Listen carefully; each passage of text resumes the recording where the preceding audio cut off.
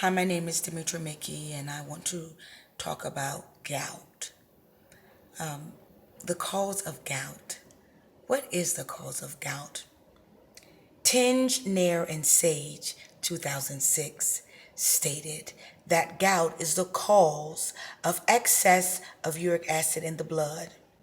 During the breakdown of purines, that is a certain type of food that you can eat that has purines in it, with a chemical compound that is found in foods, just like I said, meats and poultry and seafood. Uric acid is produced in this process. After the purines are broken down and uric acid is created, it is dissolved in the blood. From there, it is excreted from the body into the urine by the way of the kidneys. When too much uric acid is formed and not excreted, it builds up and it forms needle-like crystals. Those crystals then trigger the inflammation of the joints and pain in the surrounding tissue, causing gout. That is very painful. Imagine having crystals, feeling like you have crystals in your joints or in your big toe. That is excruciating pain. What are the signs and symptoms of gout? Gout can come on suddenly. Majority of the time, it comes on in the middle of the night. It's a sensation, a burning sensation that oftentimes occurs in the great toe. It also states that it can happen in any joint. The symptoms you will have will be hot or swollen or tender joint areas, very tender to touch, not able to bear weight in those joint areas. You wouldn't even be able to bear the pressure of a simple bed sheet on you. That would be extremely painful when you have a gout flare up.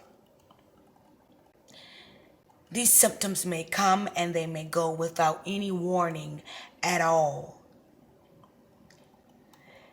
Gout frequently affects the large joints, like I said earlier, in the great toe, but it also can affect the ankles, knee, elbows, wrist, and fingers. My patient that I wrote my paper on, I gave him a name, Mr. Somebody. Hey, everybody is a somebody. And here we have Mr. Somebody. He is 6'4". He weighs 250 pounds. He's an African American, very active in sports. He's married with 4 children. His occupation is an occupational therapist. So he's always up, moving around, always doing something. He's constantly on the go. He's always on his feet. He's always eating fast food. His favorite meal that he loves for his wife to fix, that they eat quite often, is deep fried shrimps and scallops. He stated that in their house, they eat seafood quite often. They eat seafood 4 days out of the 7 days of the week. So they love a lot of seafood, a lot of shellfish and stuff. He also stated that he consumes a beer a day, and he oftentimes, or sometimes twice a week, he has some wine with his wife. As you can see, this patient diet is high in purines, so he eats a lot of seafood and wine, and that's one of the, also has purines in it also. And so this patient was in excruciating pain. He went to the emergency room and he rated his pain in his foot a 10 out of 10. When he went to the emergency room, he had stated that he had hit his foot, so he thought it was possibly fractured. So, of course, they did an x-ray and realized that it was not fractured. So when you are trying to diagnose gout, a lot of times the provider will get an x-ray. And then from what Lockie and Staney stated in one of my references, they stated that sometimes the physician would like to test the fluid in a microscope to see if there are crystals in the fluid. They will draw fluid from the area that's inflamed to see if there's crystals in it.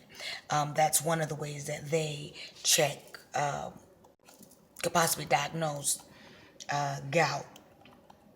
Another way that Lockie and Staney stated is that they take a blood test and they check the level of uric acid in your blood stream. With those types combined together, with those diagnostic tests combined together, that's how they diagnose you with gout. So my patient was diagnosed with gout. When the whole time he thought he had a fractured foot, but he didn't. He had gout. And we realized that after reading and going over and discussing his diet, we realized his diet was high in purines. And so we educated him on what he needed to decrease and what he needed to do. But while we were educating him, we also gave him medicine. It states here from another one of my references, Scooper, Burden, Artis, and Verms, they stated that when a patient is in acute phase of gout, studies show that it's best to treat them with colchicine 1.2 milligrams stat and then 0.6 milligrams an hour later. That's how they treat an acute phase of gout. And then they also stated, with evidence-based practice, that after it is treated with colchicine, a maintenance drug that they recommend patients that have been diagnosed with gout is alpurinol. Alpurinol is not an emergency drug, but it's a maintenance drug to help the body when the body makes too much uric acid. They give alpurinol, so that helps your body get rid of some of that uric acid. So after the patient was given the colchicine for the flare-up of gout, he was sent home. He followed up with his provider. They did put him on alpurinol. He changed his diet, not so much seafood, but